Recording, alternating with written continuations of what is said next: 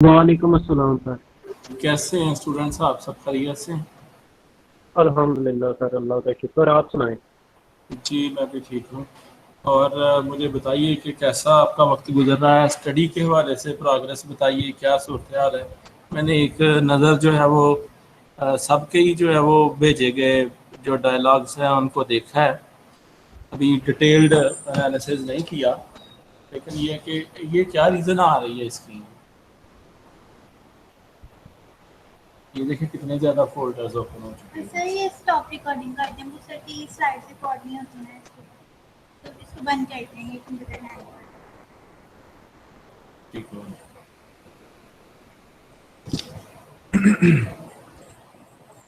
है। एक नज़र जो है वो सभी को ही ऑलमोस्ट देखा है, तो जो डिटेल्ड एनालिसिस है वो अभी नहीं मैंने इनका किया। एक्चुअली जो यूनिवर्सिटी के पेपर्स हैं और असाइनमेंट्स हैं उसमें मैं थोड़ा सा बिजी था पिछले 2-3 दिन से, जिसकी वजह से मुझे उधर भी बच्चों की जो है वो काफ़ी ज़्यादा असाइनमेंट्स और टेस्ट जो है वो जमा हुए हैं जिनको चेक करना था। तो थोड़ा सा टाइम लग गया आप लोगों के टेस्ट जो प्रॉपर चेक होने में। तो मैं उम्मीद करता हूँ कि इंशाल्लाह आज जो है मैं वक्त निकलेगा। और वैसे ज़्यादा तो है नहीं है, 6-7 लोगों ने जो है वो करवाए हैं, बकाया ने तो ट्राई ही नहीं की। ठीक है, तो क्या आप बता सकते हैं इसकी रीज़न के डायलॉग लिखने में आप लोगों को ज़्यादा परेशानी क्या है, क्यों नहीं लिखते आप लोग, या ये कोई समझते हैं आपके लाइट ले रहे हैं इन चीज़ों को कि भाई कोई मसला नहीं है, देख लेंगे हम। क्या ख्याल है आप लोगों का इस हवाले से?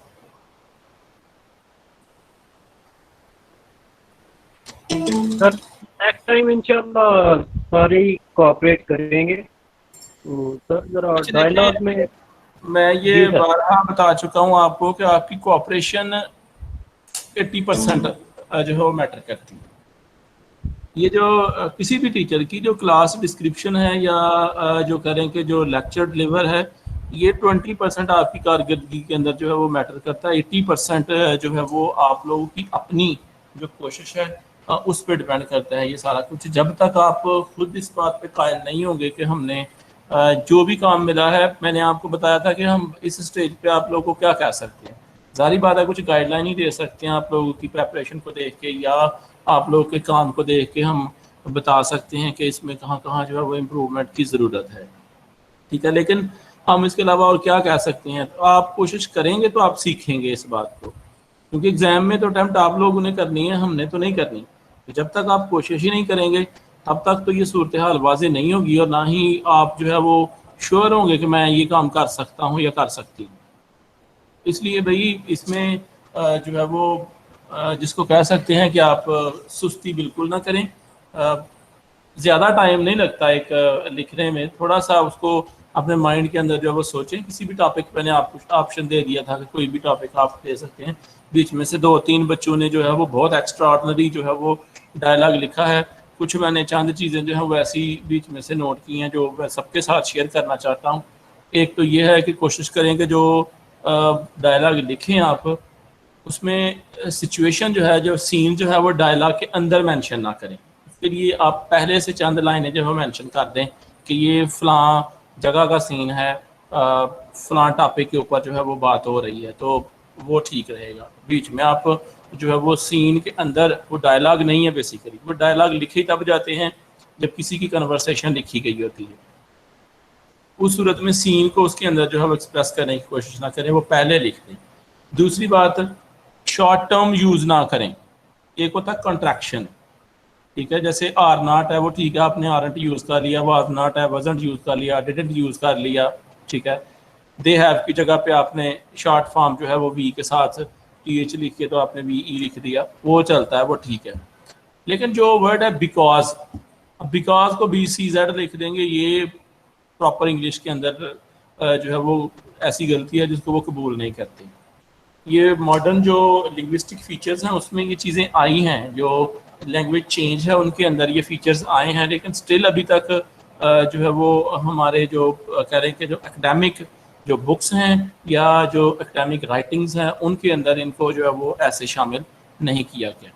तो आप भी कोशिश करें कि इनको जो है वो इस तरह से ना करें। जैसे बहुत सारे लोग आज भी जो है वो मतलब बाय लिखना चाहते हैं, गुड बाय जिसको बोलते हैं, वाई के आगे ई नहीं लिखते, ठीक है, तो वो गुड बाय नहीं वो वाला रहता। स्पेलिंग भी जो है इसके अंदर मैटर करते हैं, क्योंकि आप फॉर्मली जो है वो लिख रहे हैं, आप एग्जाम के लिए जो है वो लिख रहे हैं, तो इन चीज़ों का जो है वो ख्याल सर ये ज़रूरी है, सर ये ज़रूरी है कि डायलॉग प्रेजेंट नहीं हो?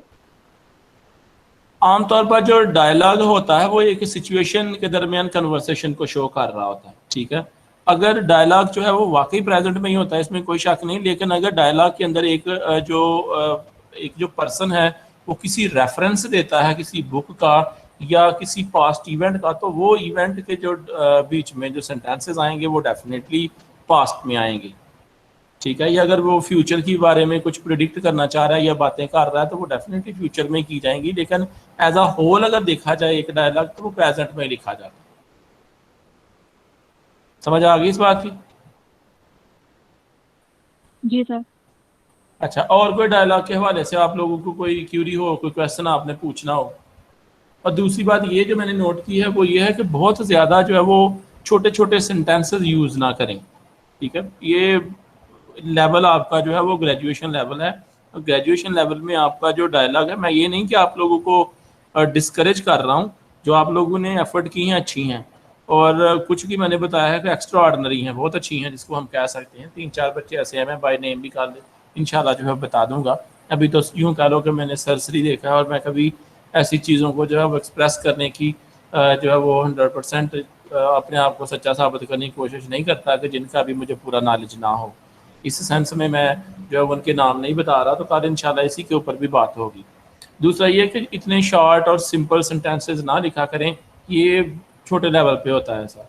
आप ग्रेजुएशन लेवल है, कोशिश करें कि डिटेल के साथ एक डायलॉग जब लिखें तो उसकी बात डिटेल के साथ एक्सप्रेस करें, ज़्यादा डिटेल्ड जो है वो सिचुएशन क्रिएट करें, ताकि जो अगला जो रिप्लाई दे वो भी जो है वो उतनी ही डिटेल से उसका जो है वो रिप्लाई लिखें एक डायलॉग के अंदर, ताकि आपकी क्रिएटिव एबिलिटी शो हो, आपकी डिक्शन शो हो, आपका स्टाइल शो हो, ठीक है, आपकी ग्रामर शो हो।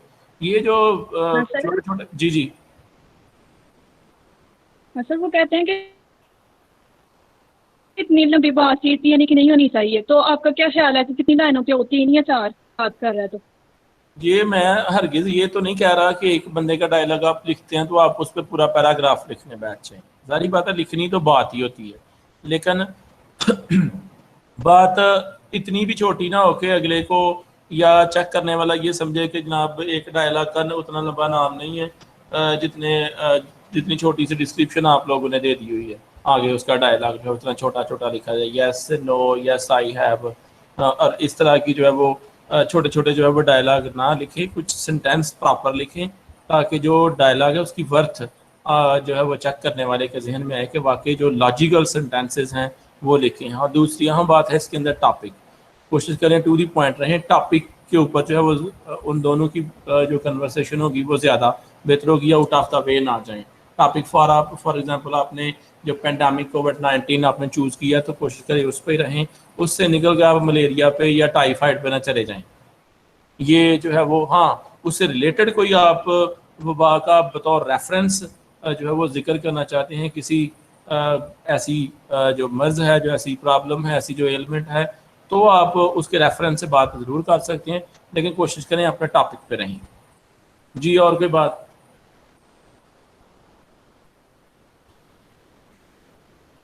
इसके अलावा आपको बता दूं कि जो एंड आपने करना है, कोशिश करें कि एंड दोनों जो डायलॉग लिखें एंड पे वो एक कंक्लूसिव पार्ट के ऊपर लिखें, एक जिस जो अपने डिस्कशन का जो रिजल्ट निकाला है उस पर जाके कोशिश करें उसको एंड करें, तो ये ज़्यादा आपका जो डायलॉग है वो इफेक्टिव होगा।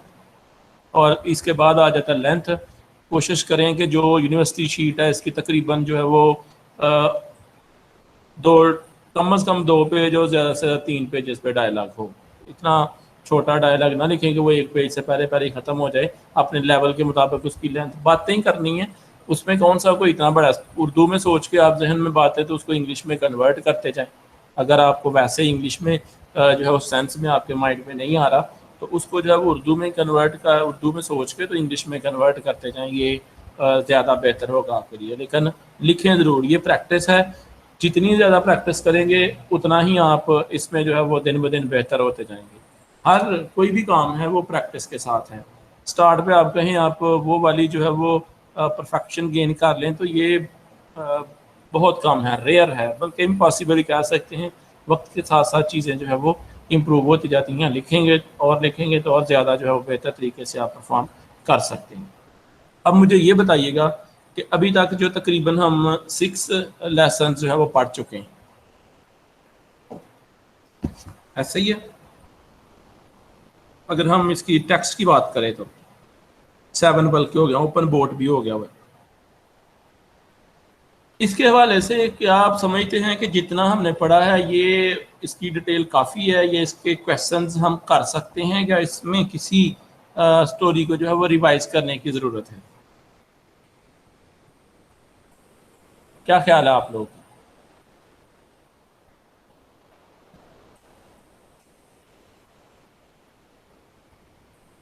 जी बताइएगा।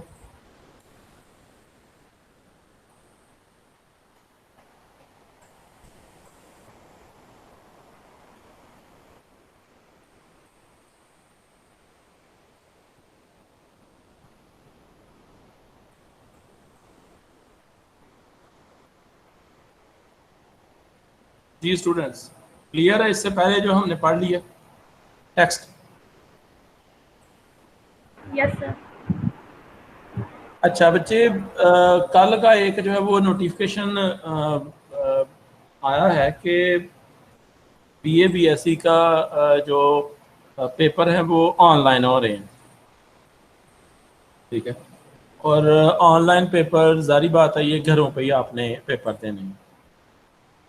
शायद आप में से किसी ने देखा भी हो कि ये कोई जिस तरह से हम इमेजिन कर रहे हैं कि ये पेपर ऑनलाइन जो है वो बड़े आसान होंगे, या इसमें हम कोई हेल्पफुल मटेरियल जो है वो अपने पास रख सकते हैं वगैरह वगैरह, ये बहुत मुश्किल टास्क होने वाला है, बल्कि ना होने के बराबर है। क्यों?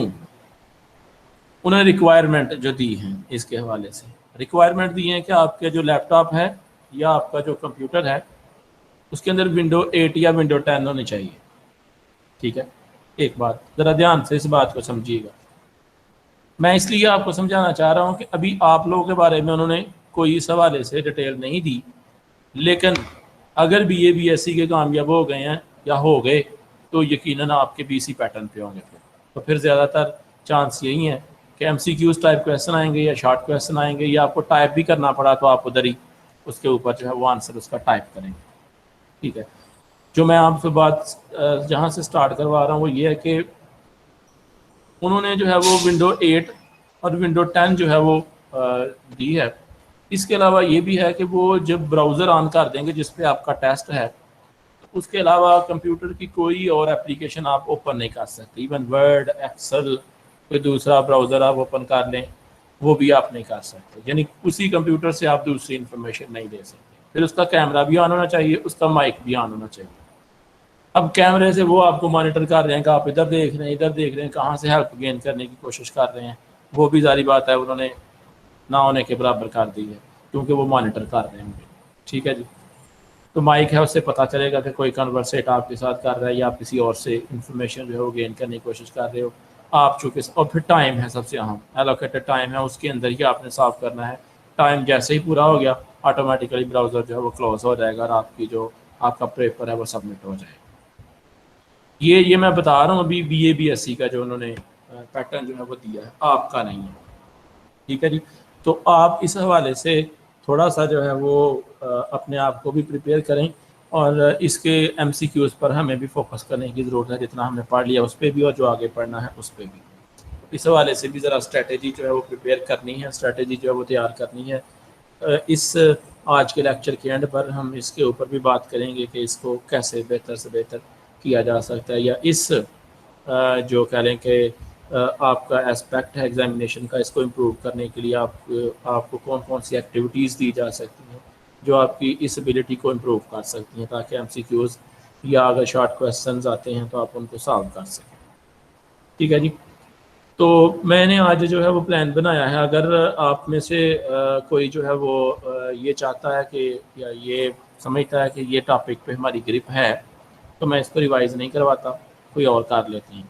लेकिन मेरी जो कोशिश है वो ये है कि मैं एक दफ़ा प्रेसी राइटिंग का जो टॉपिक है वो आपको दोबारा एक्सप्लेन करता हूँ, तो मुझे ज़रा बता दीजिएगा कि कितने लोग करना चाहते हैं, ताकि मैं जो है वो इसको रिवाइज करवाऊँ कि ना करवाऊँ।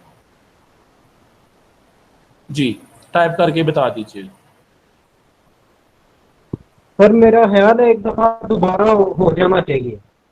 चलें जी, ठीक है, ठीक हो गया। 3 बच्चों ने कहा जी करवा दे।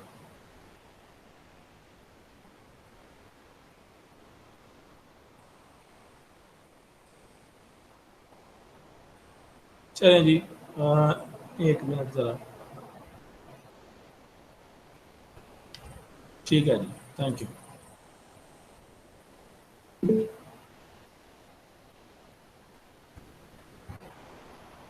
वो मैं MCQs की प्रैक्टिस की के हवाले से बात कर रहा था, अभी आपको बता देता हूँ उसकी भी डिटेल।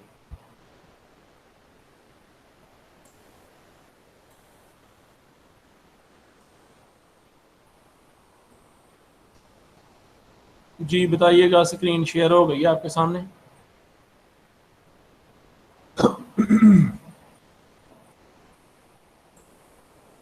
जी सर हो गई है। जी ठीक है जी। प्रेसी राइटिंग, सबसे पहले तो इसका इंट्रोडक्शन दिया गया है कि फ्रेंच वर्ड है प्रेसी, जो एक्सट्रैक्ट किया गया है, और इसका जो मीनिंग है वो है एक्यूरेटली किसी चीज़ को एक्सप्रेस करना। ऐसा नहीं होता कि जो पैराग्राफ दिया गया है वो एक्यूरेट नहीं है। इसका दूसरी सेंस में ये मतलब है कि उसको कंसाइज या शॉर्ट फॉर्म में कर देना, यानी जो एक्स्ट्रा डिटेल्स हैं उनको जो है वो मिनिमाइज किया जाए, जो ज़रूरी एक थीम है वो एक्सप्रेस कर दिया जाए। इसको हम बोलते हैं press. It also mean an abstract और अ जिस्ट, जिस्ट भी बेसिक थीम या आइडिया को बोलते हैं, of a longer passage. Clear हो गया जी इंट्रोडक्शन इसका? ये देखिएगा, आमतौर पर ऐसा होता है, ये जो राइट साइड पे डायग्राम दिया है इस पे ज़रा फोकस करें। आम साइड पे ऐसा होता है कि एग्जांपल्स होती हैं, लिस्ट होती हैं, स्पोर्टिंग डिटेल होती है, मेन आइडिया है, कंपैरिजंस दिए होते हैं पैराग्राफ के अंदर। इनको आपने यूँ कह लो कि एक फनल में से गुजारना है, यानी इनको छान लेना है, पुन लेना है, मिनिमाइज कर लेना है कि सिर्फ और सिर्फ क्या रह जाए कि रेलिवेंट डिटेल और मेन आइडिया रह जाए, ताकि जो एक्स्ट्रा इसकी डिटेल दी हुई है उसको ज़रा शार्ट कर लें। इस तरह से शार्ट करना है कि आप रहें भी मेन फोकस के ऊपर, आपका थीम डिस्टर्ब ना हो।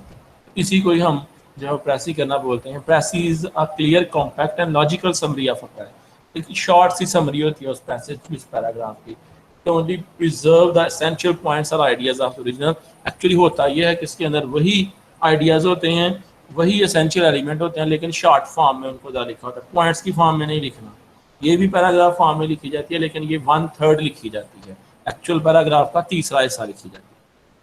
ठीक है जी। इंपॉर्टेंस क्या है, क्यों प्रेसी की जाती है? वैसे ये चीज़ें आपको प्रैक्टिकली ज़रूरी नहीं है, लेकिन मैं थोड़ा सा आपको नॉलेज साथ साथ देता जा रहा हूँ कि आपको पता होगा प्रेसी क्यों ज़रूरी है, भाई क्यों हम करते हैं, इसका मकसद क्या है हमारे सिलेबस में आने का। जदीद दौर के अंदर लोगों के पास टाइम बहुत कम है, लोग चाहते हैं कि जो भी हम पढ़ रहे हैं ना, जल्दी से जल्दी इसका जो असल, जो निचोड़ है, जो इफ़ेक्ट है, जो इसका थीम है, जो जिस्ट है, वो हमारे सामने फौरी तौर पर आ जाए, इतनी ज़्यादा डिटेल पढ़ने की बजाय।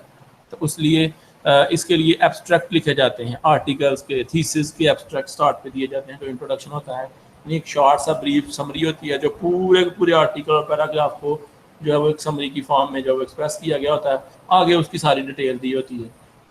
इसी को ही हम जो है प्रेसी भी बोलते हैं, इसी को ही हम शॉर्ट समरी भी कह सकते हैं, इसी को हम मेन थीम भी कह सकते हैं। The life today has become over busy, speed is now the essence of time. आज इस टाइम की रूही बन चुकी है, वक्त के अंदर स्पीड बहुत जो है वो मैटर करती है कि टाइम थोड़ा है, टास्क हमारे पास बहुत ज़्यादा होते हैं। Therefore well connected narrative paragraph are precise is needed. तो ऐसे पैराग्राफ की जो बहुत ज़्यादा डिटेल वाले होते हैं, इनकी प्रेसी की ज़रूरत होती है। Shortcut has been become a way of life, everyone prefer shortcut to complete one task. हर कोई चाहता है कि जल्दी से जल्दी मेरा काम जो है वो मुकम्मल हो जाए, तो इसके लिए प्रेसी बेहतरीन है। अच्छा जी, ये हम आपके सामने टॉपिक है जी, क्वालिटीज़ ऑफ अ गुड प्रेसी। एक अच्छी प्रेसी आप किसे कह सकते हैं? इन पॉइंट्स को ज़रा समझना है। क्लैरिटी, एक बेहतर प्रेसी ये है कि आप प्रेसी पढ़ के आप उसकी डिटेल समझ जाएं, ठीक है। फिर करेक्टनेस मीन कि जो एक्चुअल पैराग्राफ में लिखा है वही प्रेसी में लिखा हो, लेकिन शॉर्ट वर्ड्स में लिखा हो, शॉर्ट सेंटेंसेस में लिखा हो या 1/3 फॉर्म में लिखा हो, लेकिन करेक्ट ये होना चाहिए कि जो इसेंस, जो लॉजिक, जो बेसिक थीम उस पूरे पैराग्राफ के अंदर या पूरे आर्टिकल के अंदर या पूरे पेज के अंदर दिया गया वो आपकी प्रेसी के अंदर हो वही, लेकिन आपकी अपनी वर्डिंग में हो, लेकिन एक्चुअल वही हो जो वहाँ कहा जा रहा है। फिर ऑब्जेक्टिविटी, अपनी तरफ से आइडियाज़ ऐड करने की कोशिश ना करें, जो उसमें पैसेज में कहा गया है उसी को ही प्रेसी में आपने करना है। अपनी तरफ से जो आइडियाज़ हैं ये प्रेसी के अंदर डिस्कस नहीं किए जाते, ना ही जो है वो ऐड। अपनी तरफ से आइडियाज़ देने का मतलब ये है कि वर्ड्स बेशक आपके अपने हों, लेकिन जो थीम, जो मकसद, जो ऑब्जेक्टिव उस पैसेज लिखने वाले का है वही ऑब्जेक्टिव आपका होना चाहिए, वही प्रॉब्लम आप डिस्कस करें। आप अपनी तरफ से बीच में प्रॉब्लम्स या कोई और इशू ऐड ना करें, इसको बोलते हैं ऑब्जेक्टिविटी कि ये एक प्रेसी के अंदर होनी चाहिए। फिर आ जाता है कोहेरेंस यही है कि उससे मिलता जुलता हो, आपका आइडिया हट के ना हो, आप जो प्रेसी कर रहे हैं वो वेवर्ड ना हो, उसी को ही शॉर्ट फॉर्म में एक्सप्रेस किया गया हो, इसको हम बोलते हैं कोहेरेंस। और फिर आ जाता है कंसाइजनेस, शॉर्ट फॉर्म में हो। ये नहीं कि पैराग्राफ जो है या पेज जो है वो उसकी जो है वो 30 लाइन्स हैं तो आप 20 लाइन्स की जो है प्रेसी करते हैं, ऐसा नहीं है, वो बहुत जो कम होगा लेकिन अभी भी बहुत ज़्यादा है। तो कंसाइजनेस इतनी होनी चाहिए कि कोशिश करें कि 1/3 तक आ जाए। अगर वो 30 लाइन्स का है तो कोशिश करें आप 10 लाइन्स तक इसको कंप्लीट करने की कोशिश करें, उसी के अंदर उस आइडिया को पेश करने की कोशिश करें, उसी मेन आइडिया को पेश करना, अपनी तरफ से चीज़ें ऐड नहीं करनी, अपनी तरफ से सिर्फ वर्डिंग ऐड करनी, ठीक है जी। अब इनकी जो है वो डिटेल बारी बारी जो है वो दी गई है। Clarity mean getting your message so that reader can understand easily what the writer trying to convey, ठीक है। वो आपने मैसेज क्रिएट करने की कोशिश करनी है और क्लियर होना चाहिए कि जो मैसेज वो यानी जिसने पैसेज पूरा लिखा है वो देना चाह रहा है कि आप भी पैसेज में वो मैसेज दे रहे हैं कि नहीं दे रहे, आप भी उसको वैसे ही वाजे कर रहे हैं कि नहीं कर रहे, लेकिन आप शॉर्ट फॉर्म में कर रहे हैं, उसने ज़्यादा वर्ड्स यूज़ किए हैं इसके लिए, इसको हम बोलते हैं क्लैरिटी, ठीक है जी। फिर आ जाता है correctness, sentence ought to be proper grammatical, punctuation and well spell, spelling ठीक होने चाहिए, पंक्चुएशन लगी होनी चाहिए और free from any sort of error. कोशिश करें इसमें अंदर जो मिस्टेक्स हैं ना हो। देखिए छोटा सा एक काम है लेकिन मार्क्स इसके कितने हैं। Correct idea should be conveyed, और जो प्रॉपर आइडिया है वो ज़रूर वही होना चाहिए। ये नहीं कि आप प्रॉपर आइडियाज़ या मेन आइडिया से हट के और डिटेल्स साथ दे दें तो वो उस पैसेज के साथ मैच नहीं प्रेसी कर रही होगी, तो वो करेक्टनेस नहीं उसके अंदर। तो करेक्टनेस का मतलब है कि ग्रामेटिकली भी ठीक होना चाहिए, आइडिया भी वही होना चाहिए जो उस पैसेज के अंदर दिया गया। अब कौन कौन सी मिस्टेक्स आमतौर पर प्रेसी के दौरान होती हैं? स्पेलिंग मिस्टेक्स हो सकती हैं, फैक्ट्स एंड फिगर्स, अगर किसी ने कोई ऊपर पैसेज के अंदर वैल्यू जो है वो 35 लिखी है किसी चीज़ की भी, लेट्स से एब्सेंट स्टूडेंट्स की वैल्यू जो है वो 35% लिखी है, आप प्रेसी करते हैं उसको 45 कर देते हैं, तो ये मिस्टेक है, इसको ठीक करने की ज़रूरत है, ठीक है। उसके बाद मिस्टेक इन पंक्चुएशन, आमतौर पर सबसे ज़्यादा जो मिस्टेक्स हमारे यहाँ स्टूडेंट पंक्चुएशन की करते हैं, नहीं पता चलता कहाँ पे कॉमा आना है, नहीं पता चलता कहाँ पे अपॉस्ट्रोफी आनी है, नहीं पता चलता कहाँ पे क्वेश्चन मार्क आने हैं। पता गौर करें तो आता है लेकिन गौर नहीं इस बात के ऊपर करते कहाँ पे जो है वो इन्वर्टेड कॉमास पुट करने हैं, ठीक है, कहाँ पे कोलन पुट करना है, कहाँ पे सेमी कोलन पुट करना है, इसके हवाले से ज़्यादा जो है वो मालूमात नहीं है, लेकिन इसके हवाले से थोड़ी सी आपको तवज्जो देने की ज़रूरत है। कहाँ पे कैपिटल लेटर यूज़ करने हैं, इन चीज़ों को भी देखना है। ये मिस्टेक्स हम करते हैं प्रेसी करते वक्त, तो इनसे बचना है। और ग्रामर और स्ट्रक्चर कोशिश करें, सेंटेंसेस जो है उनकी स्ट्रक्चर ठीक हो। उसके अलावा जो इनके अंदर जो सब्जेक्ट और जो वर्ब है इनका एग्रीमेंट को देखें, उसके मुताबिक वर्ड्स पुट करें। ऐसा ना हो कि सब्जेक्ट जो है वो फॉर एग्जाम्पल रेन है, आप एक्सप्रेस कर रहे हैं रेन, तो आप उसको जो है वो मच रेन लिख दें। मच रेन नहीं, उसके लिए हैवी रेन बेहतर रहेगा, ज़्यादा आपने रेन को एक्सप्रेस करना है, तो उसको बोलते हैं सब्जेक्ट वर्ब कॉम्प्लीमेंट या एग्रीमेंट। उसको जो है वो मेनटेन करने की आपने कोशिश करनी है कि बेहतर लैंग्वेज आपकी हो उसके अंदर। फिर तीसरी इसके अंदर जो बात है वो है ऑब्जेक्टिविटी, मीन आपने अपनी तरफ से आइडियाज़ ऐड करने की कोशिश नहीं करनी, जो उस पैसेज में है उसी को ही आपने एक्सप्रेस करना है, ठीक है। Objectivity mean the ability to present opinions and personal preferences the writer should adopt an objective approach, not add personal opinion and ideas. जो उसमें है वही आपने करना है, अपने आइडियाज और अपने ओपिनियन ऐड नहीं करने, सिर्फ आपकी अपनी वर्डिंग होनी चाहिए। मैं बार बार इस बात पे जोर दे रहा हूँ कि प्रेसी के अंदर वर्डिंग आपकी अपनी होनी चाहिए। फिर उसके बाद आगे जी, कोहेरेंस मींस लॉजिकल इंटरकनेक्शन। आपने प्रेसी की है, आपका लॉजिकल कनेक्शन उस पैसेज के साथ होना चाहिए। ये ना प्रेसी आप पैराग्राफ के अंदर एजुकेशनल सिस्टम बताया, आप प्रेसी जो है वो मुख्तलिफ क्लासेस की स्टडी को करते रहें, तो वो आप मेन जो थीम है उससे हट जाएंगे। इसे कोशिश करें मेन थीम के ऊपर रहें, आपकी प्रेसी मेन टॉपिक के साथ रिलेट कर रही हो। Ideas should be well joined, sentences should be interrelated. ऐसे सेंटेंसेस होने चाहिए जो मैच करते हैं, एक के साथ दूसरे की कोहेरेंस हो। ऐसा ना हो एक सेंटेंस में आपने एजुकेशन की बात कर दी है, दूसरे सेंटेंस में आप ट्रांसपोर्ट की बात कर रहे हैं, तो उसके साथ वो इंटरलेटेड सेंटेंसेस नहीं आ रहे, सीक्वेंस खराब होगी, जिसके अंदर जो कोहेरेंस नहीं होगी तो ये बेहतर प्रेसी नहीं होगी।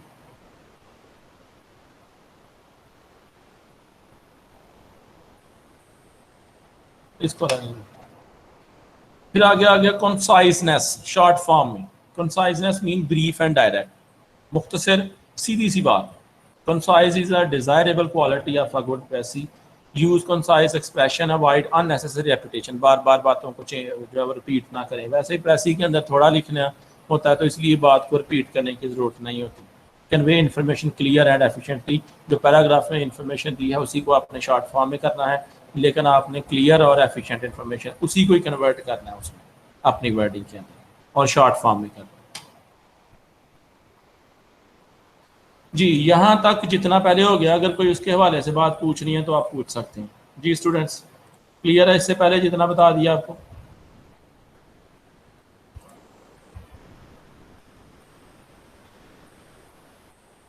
सर प्रेसी फुल ऑन वर्डिंग में होनी चाहिए।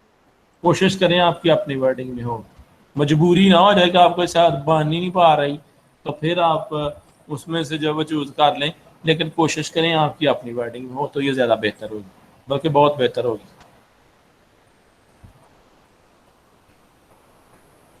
ठीक है, यहाँ तक क्लियर है। आगे हमने रूल्स पढ़ने हैं अब जो ज़्यादा ज़रूरी हैं आप लोगों के लिए।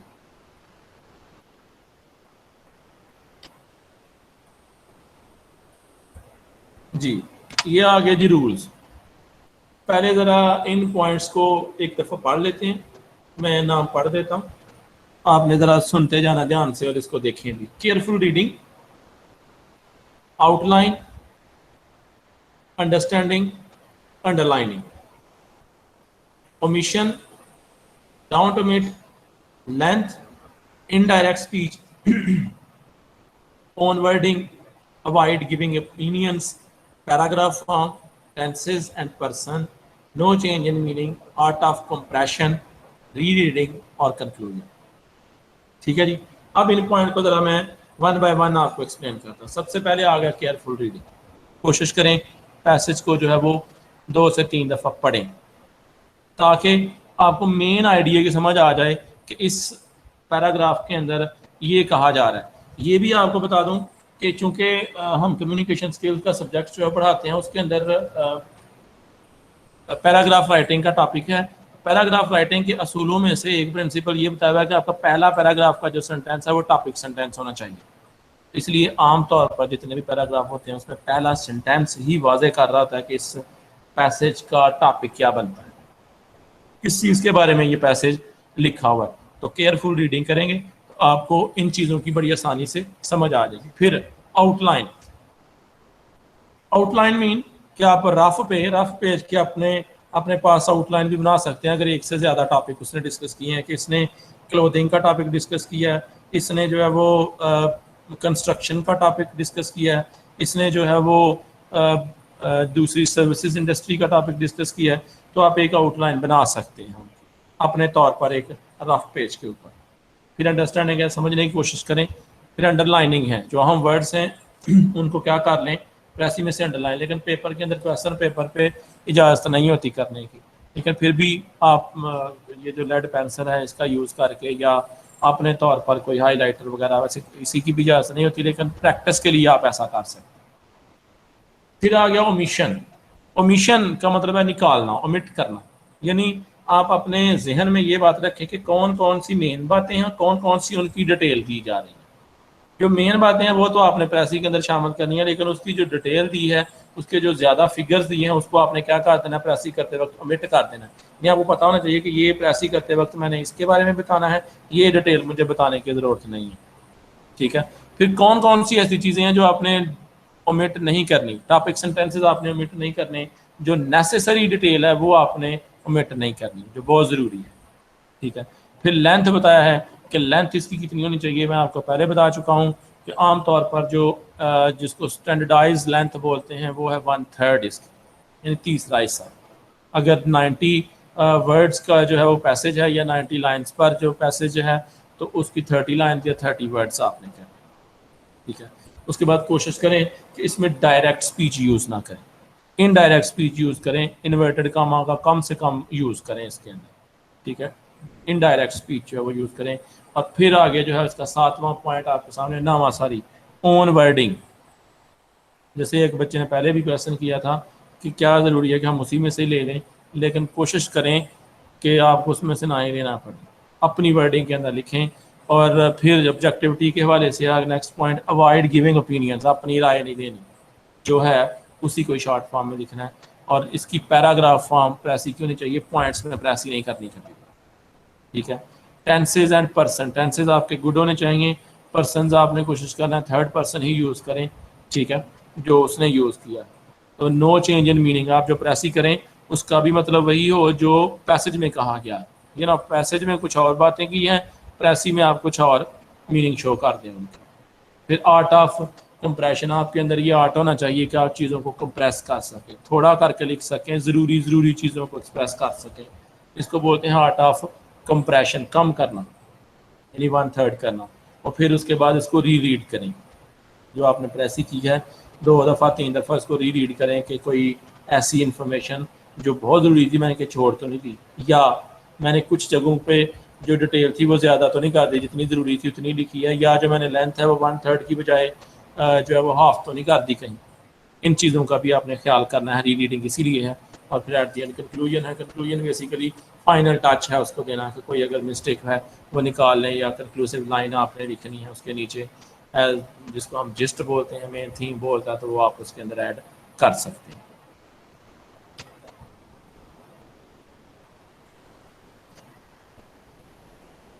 अब मैंने चूंकि आपको सबकी डिटेल बता दी है, ठीक है, अब मैं आपको 1 मिनट देता हूँ, इस पेज की रीडिंग करें। सब लोग अपने अपने तहत रीडिंग कर लें इसकी। और अगर किसी को इस पेज में से कुछ रीड करके कोई ऐसी बात जो समझ ना आए तो आप पूछ सकते हैं।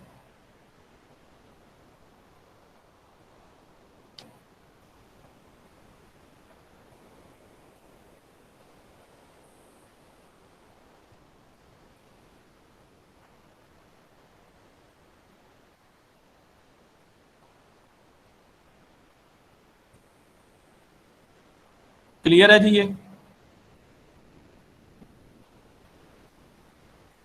बोल के बताइएगा।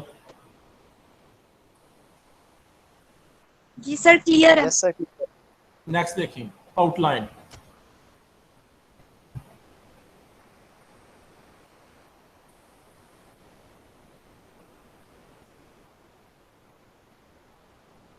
इसको भी रीड करें।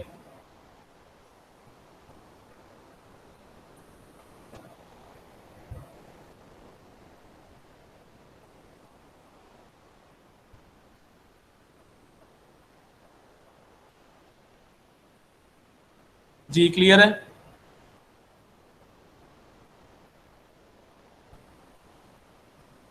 Yes sir.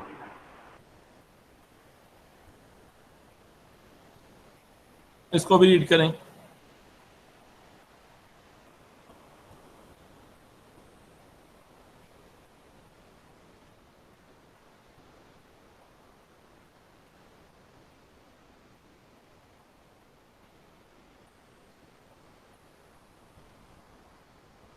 क्लियर है जी? यस सर क्लियर है।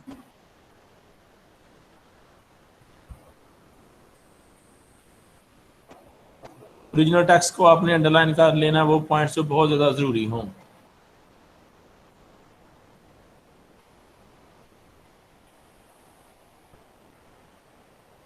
ठीक है जी, आगे चलो।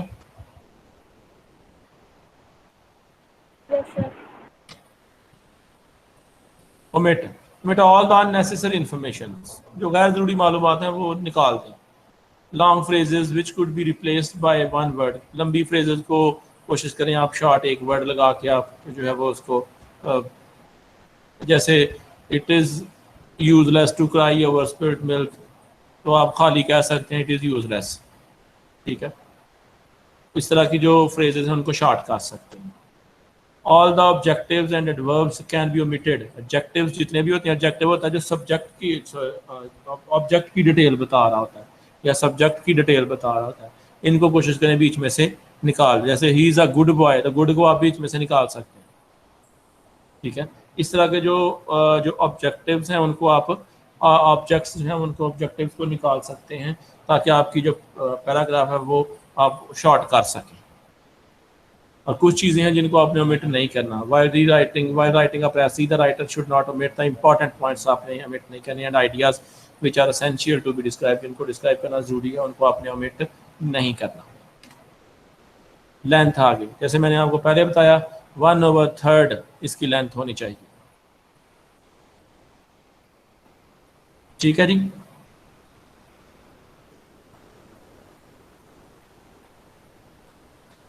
क्लियर हो गया ये वाला पेज?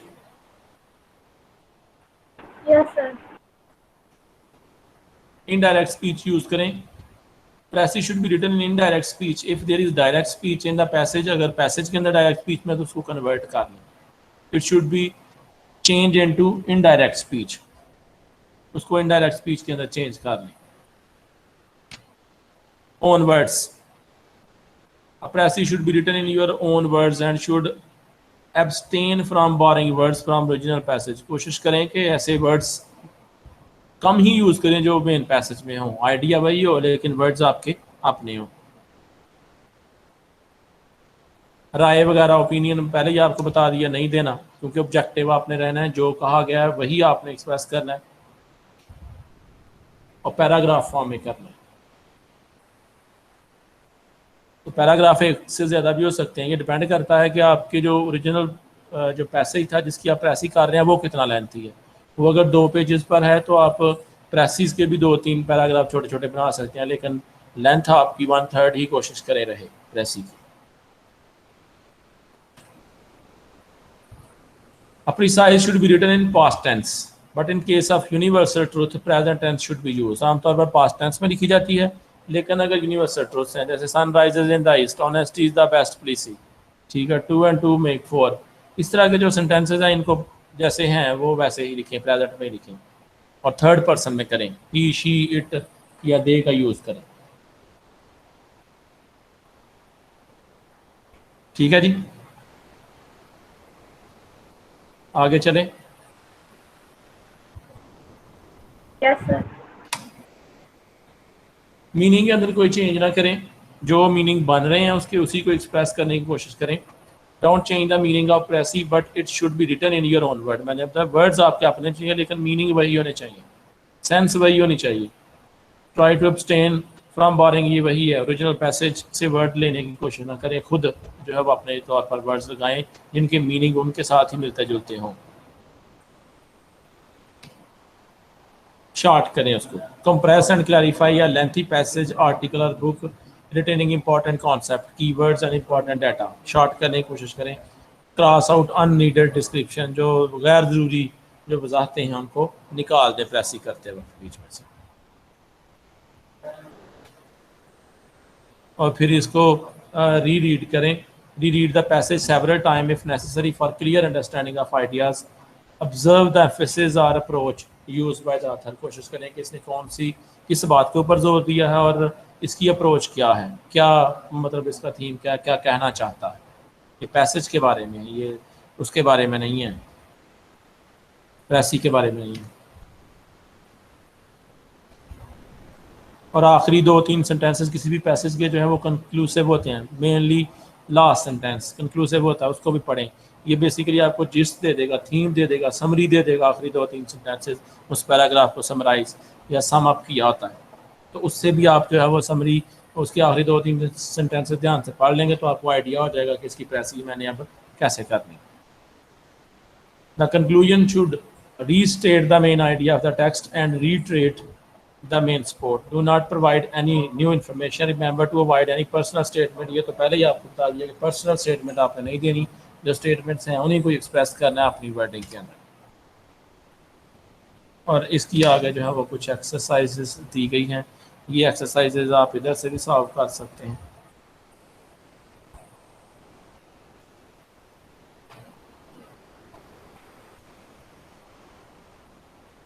जी अभी टाइम है, आपके पास बुक्स हैं अभी?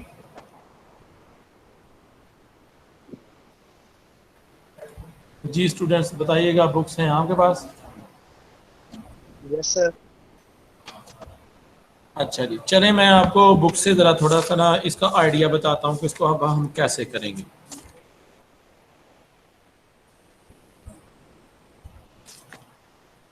वन 176 पेज ओपन करें, आपके पास बुक है तो।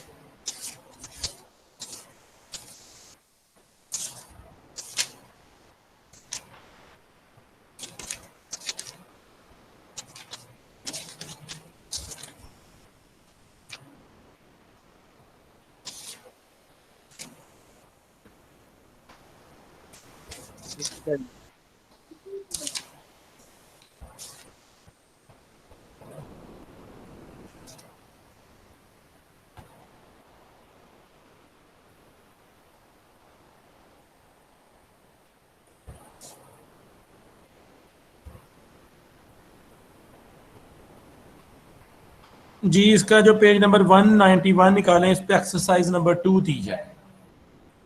ठीक है, बुक ओपन कर दिया सबने?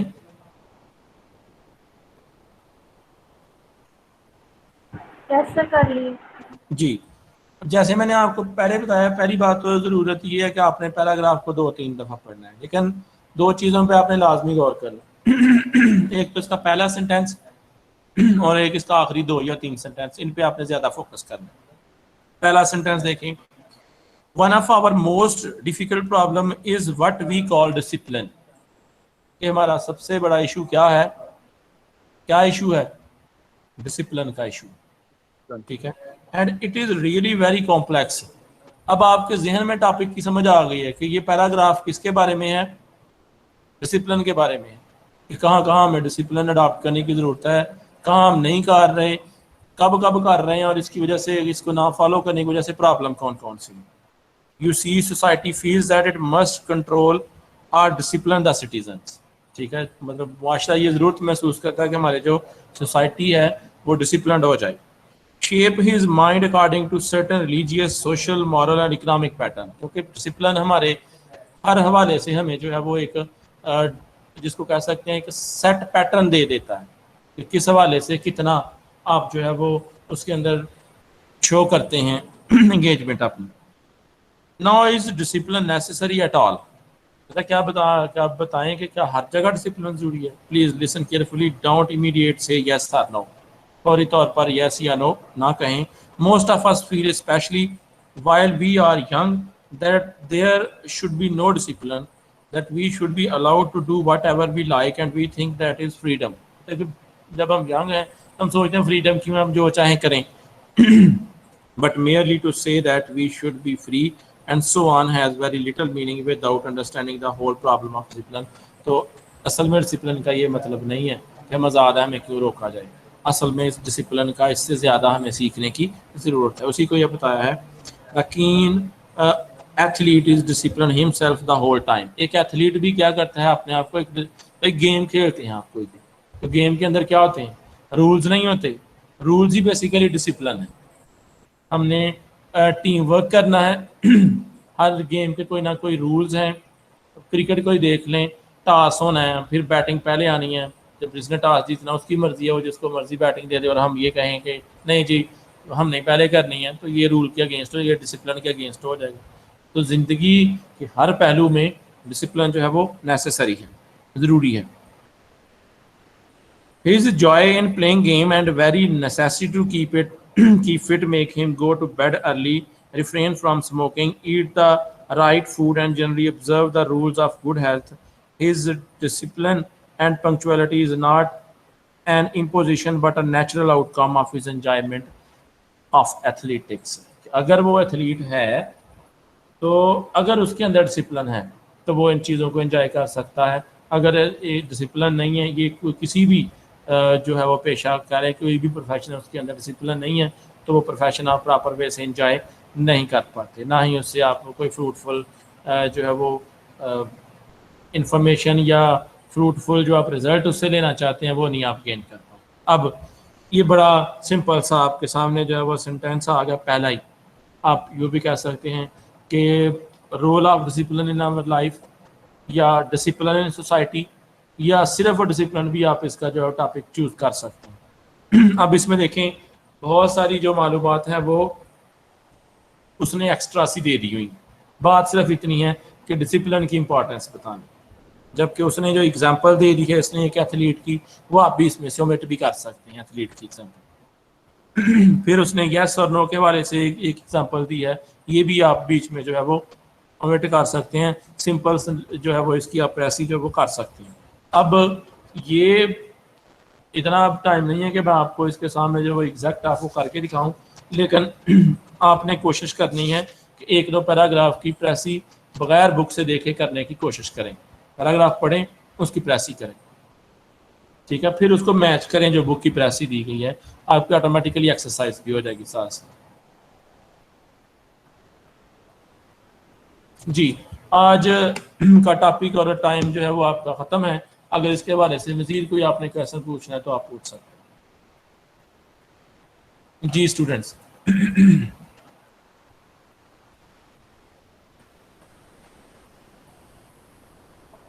क्लियर है जी?